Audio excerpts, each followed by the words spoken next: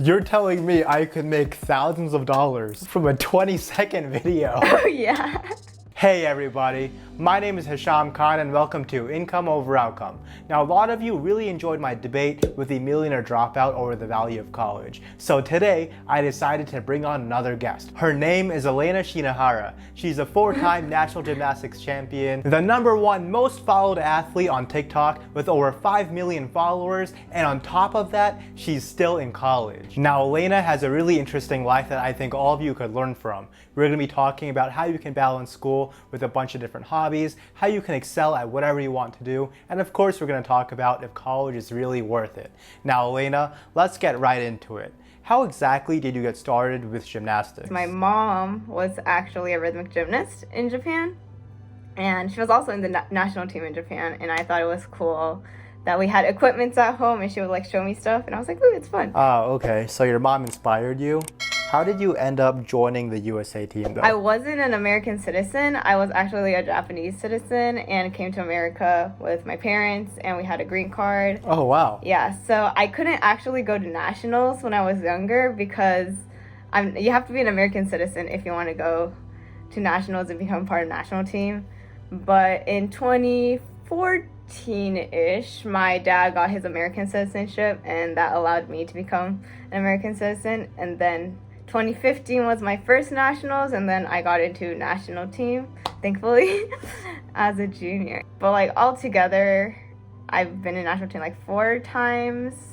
And in 2019 and this year, 2021, I got Sports Person of the Year. That's pretty impressive. And your mom is also your coach, right? Yeah, it's like really beneficial for my mom to be my coach, since like I think also with the school aspect, I have more flexibility than like other girls, because I can be like, hey mom, I have a test tomorrow. Hey, I have like a lot of homework. I have a project. Can we like switch around the schedule? And she'll be like, okay, you don't have to come to practice. And your mom probably wants you to do good in school, so she's like... Yeah, definitely. My dad's actually a professor at Georgia Tech, so... Oh, really?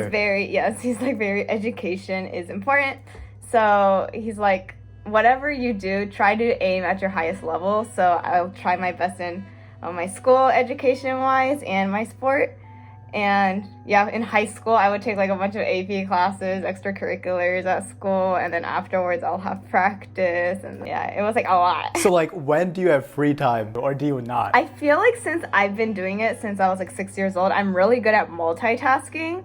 So it sounds bad, but like while I'm doing homework, I'll still watch like YouTube videos or something. Yeah. Or like if I'm just like relaxing with like massage rolling, like to relax my muscles, I'll like watch something. I used to like just watch TV. I used to watch Disney Channel all the time when I was younger. Same. And I would just watch TV and stretch. Like I would do I would do 2 things at once, or I'll do homework and stretch. Like it's like natural for me to multitask, like doing multiple things at the same time. So I feel like it just helps me with my time management as well. Okay, so then what was like the typical day in college like? I commuted to school with my dad since he worked there. So we would go super early morning, and then some days I would practice at the gym, like stretch and do like ballet exercises, like a little warm up before classes, and then I would go to class. And then if I had time, I'd go back to the gym and do some stuff. And then I'd come back home with my dad and then go to like the actual gym where my mom is coaching at and practice there, and then come back home, do homework. Damn. So it's like all day just going at it. Yeah, it was like I had like a fixed schedule, and it was pretty difficult, especially like in college, how like we have like projects and stuff, and I couldn't like never meet up with them. How was actually balancing that? You said it was a lot of multitasking. For college, it was like less multitasking, because obviously college curriculum is way harder and you need to like focus on your assignments. So I would just like mix social time and homework time. But like I'll just like my school, I go to Georgia Tech, so a lot of the kids are very much nerds. So we would all like gather up on the table and like just start doing homework, and it was just like nice like grinding assignments time. So that was really nice. Oh, okay. And then I practice like 2 hours to 3 hours depending on the day, or depending on like what I had to do. What do you major in? I'm just curious. Oh, okay, this is a funny story. So, Everyone has a funny major story. yeah. I started off as a biochemistry major in like a pre-health, pre-med track because I wanted to become a dermatologist. And that was what I was going for until the pandemic started and my mom was like, Elena, please don't go back to school. Just don't go back to school. Like, because for biochemistry, we had to take lab classes, so we had to actually go. Oh, right. And I was like, shoot, what do I do? And during that time was when my social media started going up. So I was like, what like will relate to this? And I thought business. So I changed to a business degree in marketing concentration. So it kind of relates to like what I'm doing. And it's been really nice because like I feel like I have like the little experience in the industry as well. Yeah, I feel like influencers honestly make the best marketers because we know all about branding, influencer marketing campaigns, and all of that. And I think that's what marketing is moving toward. But when you graduate, do you want to get like a normal marketing job or keep doing social media? Because you have a really promising social media career right now. I want to like continue with my social media career, I guess.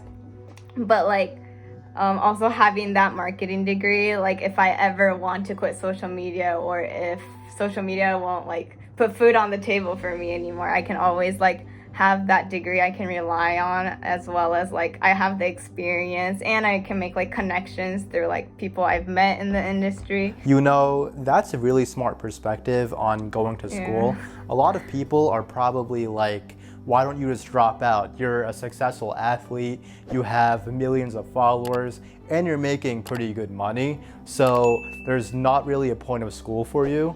Did you ever have a point where you wanted to drop out? In the beginning, I was like, oh, I should just drop out, just do social media full time. But like, as I think about it, I feel like I would regret that if I did drop out and not have a degree for just like safekeeping. It's like, I used to go to Japan every summer when I was younger and my parents made me go to school. I was like, why do I have to go to school? This is summer vacation. But now that I think of it, like I was able to like keep my Japanese language. I can like read, write, talk, speak with Japanese. Oh yeah, I mean, it's definitely valuable. Yeah, it's definitely valuable. So I'm like, I feel like 10 years later, would I regret like not continuing with my degree? Yeah, that's true. And like, I'm also thinking about what you would actually be gaining by dropping out.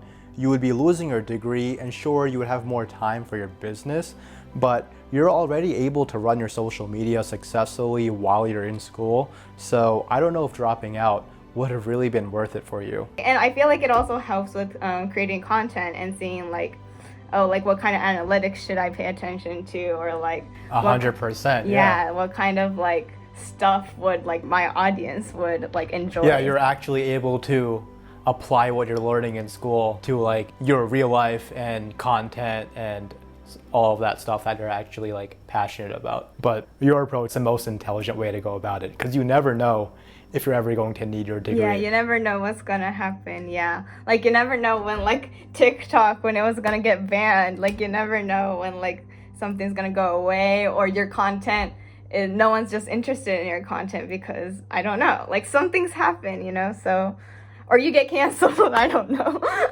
So you need like I don't think you'll get canceled.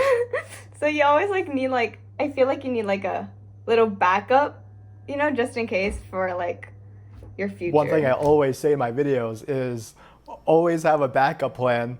And whenever I say that, I get all this hate because people are like, why would I want a backup plan? I'm gonna chase my dream. Like you can chase your dream. Definitely you can. You should chase your dream, but you should also have like something in the back that will like save you in case like that thing you're chasing for doesn't work out, because not everything's gonna work out, you know. And I think you're the perfect example of that. Things are working out for you, but you have a long-term vision with like what to do if things that you want don't work out.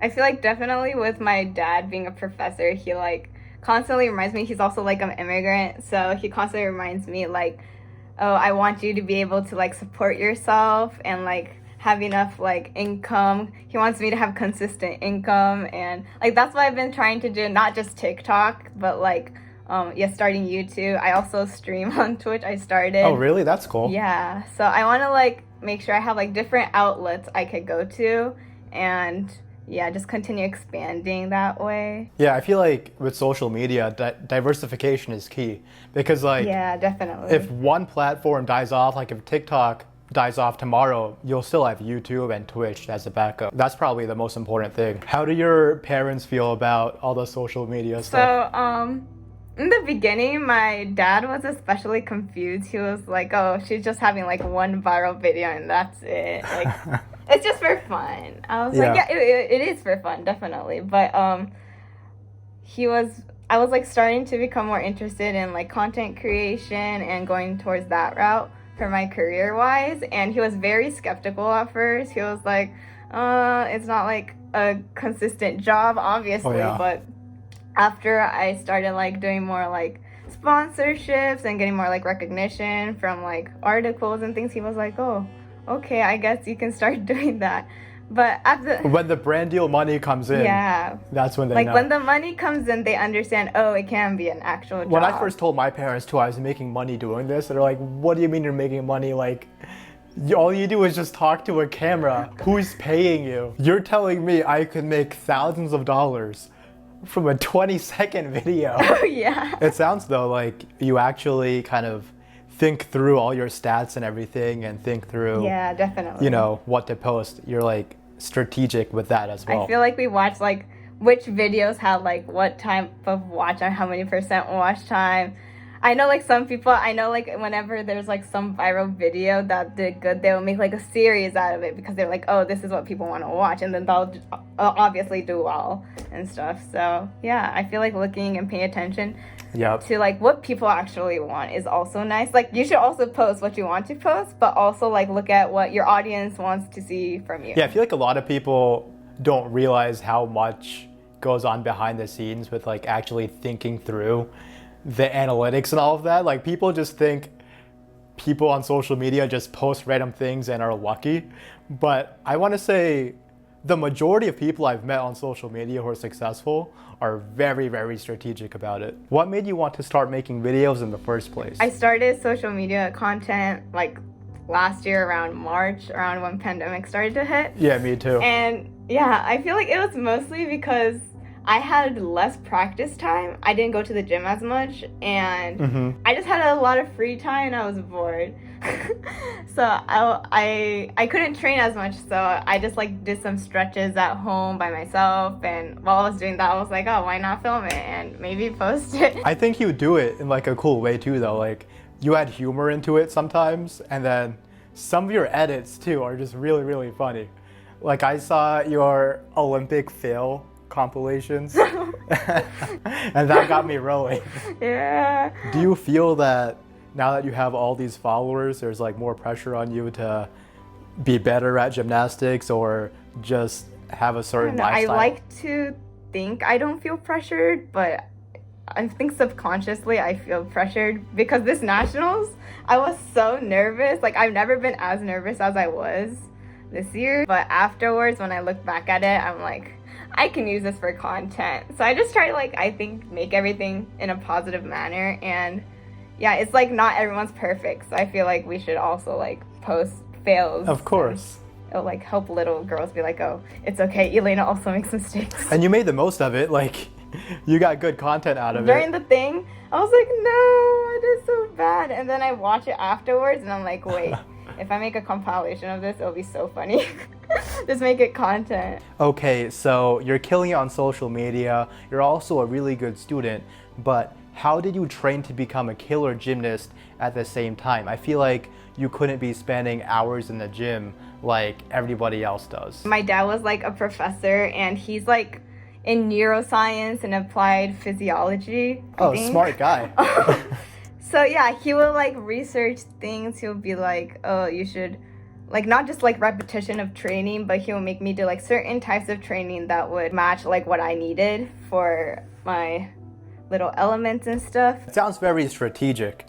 Like you had to think through every little piece of it and then like perfect it that way. I feel like that's not an approach that many athletes take. It was very like, yeah, like you said, strategic. It wasn't just like, oh, go be a monkey. It was more of like, think, you're a human, use your brain. I was able to like use my time wisely, if that makes sense. Not just like 4 hours of continuous like repetitions. Was that because of your parents, or is that just the nature of rhythmic gymnastics? Traditionally, like in other countries as well, I think they practice like 10, 12 hours, like a long time. And they just keep doing routines. Oh, really? USA Gymnastics, like recently, like they're more into science now and research, and they're starting to understand doing that many hours of exercise is very bad for like your physical health and like leads to injuries more. So it's better to like have shorter amount of time using your brain, thinking through what you're doing. It seems like you work really, really, really hard. What keeps you like going and just like keep having that motor on to just keep working at it? The reason I'm able to like continue doing so much stuff, I feel like, is just like I don't like stress myself out about it. I just like to just live in the moment and have fun with it. Like for my gymnastics stuff, like I'm not like, oh dang it, I didn't make the Olympics, sad moping. I'm more like, well, I didn't make it, but like I had fun and like I'm able to like show my sport still with my platform. So I'm like, a lot of people are like, why aren't you in the Tokyo Olympics? Was that like a goal? Yeah, definitely.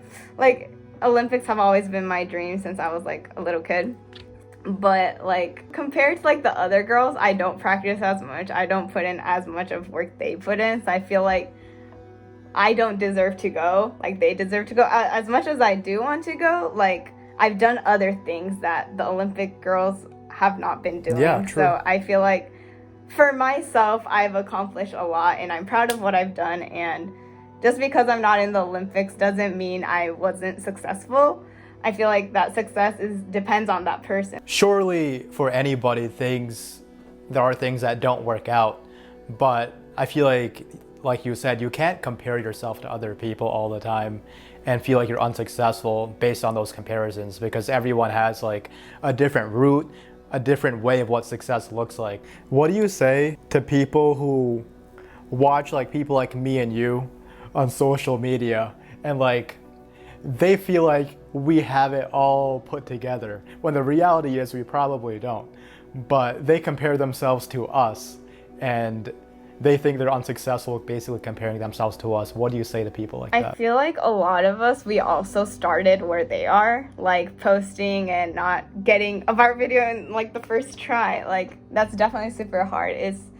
I feel like with most content creators, they've thought through a lot of things. They've like tried to gain more knowledge about what their content is doing or whatever.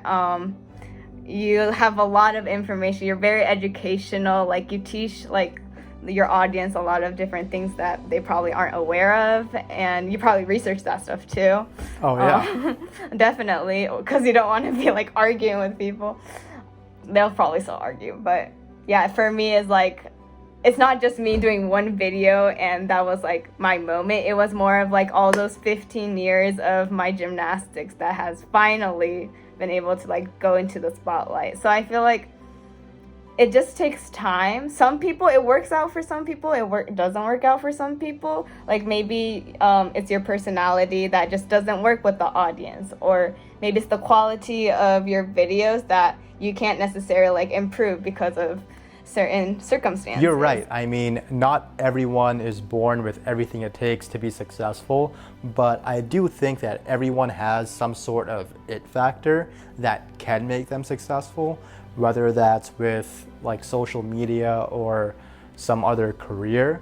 I think it's just a matter of figuring out what that it factor is, and that's the process that takes time and practice. I feel like it's also luck, honestly. Like there's a lot of luck. Right time that you joined a platform. Especially now, it's so hard to grow on TikTok because it's so saturated. But before, like if you moved into it first, like if you started TikTok earlier, if you did Reels earlier, if you did YouTube Shorts earlier, if you did Spotlight earlier, then you would definitely be able to like go up more easily. Like not super viral maybe if you're new, but you could go like have more views more easily. And it's just luck of when you want to start. I feel like starting ASAP is good. I listen to a lot of like Gary Vee stuff. Some stuff I agree, some stuff I don't agree, but I definitely agree like the quantity over quality in the first aspect to figure out, oh, what works, what doesn't. My videos, if you look at them from a year ago, they're way crappier than they are now. But I never would have improved them if I didn't just keep making videos and posting them for a year, right? Yeah. I feel like TikTok also really likes the authenticity sometimes. 100%, yeah. Like you into sweatpants sometimes. Just, hey, hi TikTok. I mean, I will say almost 100% of the time I'm filming, I'm wearing shorts or sweatpants. I only make the top look good. Yeah, bottom. That's the benefit of social media. Yeah, definitely. Like you can't see everything. Like even this room over there is like a mess right now, but you can't tell because I kept it clean here. I mean, that also goes along with like people thinking that people on social media are perfect, but we're not. We just show the best piece of our lives. Like for me, like if I want to post like my like good content, then I'll have to like redo it to show like the best one I can. Oh, so yeah. exactly like that. You don't see like the backside. You don't see like the best one in tears. You see more of the, oh, she did it. Bam, she's like amazing. Yeah, exactly. Most people get to where they are because they just put in the work. Like you said earlier, there is some luck involved, but I don't think just luck is enough. I mean, look at you. The reason you're successful is because you spent countless hours and hours improving your craft. It's not that we're like superhumans. We're just all humans that, like the athletes, especially Olympic athletes, they're like just humans that may have had the talent and put in a lot of hard work throughout many years that normal humans like usually don't do. Like people that aren't at the Olympics don't put that much hard work into one thing for a lot of years. I think it's clear that every single thing you do is well calculated and thought through. So what's your end goal with all of this? My end goal is like while I'm still flexible, I want to like keep doing that flexible stuff, as well as like for YouTube I want to create tutorials as well. But I also don't want to just keep it like, oh, just gymnastics, because that's not how I want to be. Well, I do want to be known as the rhythmic gymnast, but I also want to be just Elena. Yeah, you want to become like a social media personality. You want your brand to be you, not necessarily what you do. Yeah. This past year, it was a bunch of my gymnastics content that allowed me to like have a platform. And then now that I have that platform, I want to use it to like just show more of myself, as well as like raise awareness for other things that I am very like passionate Well, about. Elena, throughout this entire conversation, let me just say that I've been really impressed with your approach on basically everything. I think you're a great example of how much someone could accomplish at a young age if they just have the drive and the dedication to get there. And there's a lot of lessons I think that people could take away from this conversation. So I really appreciate you hopping on, and everyone else watching this video, make sure you follow Elena on all of her socials on YouTube, Twitch, Instagram, TikTok. And let me know if you want more guests, because I could definitely bring more people on, maybe turn this into a series, but you'll have to let me know if you want that. And don't forget to subscribe to this channel and like this video and check out one of these. I'll see you next time, but until then, peace.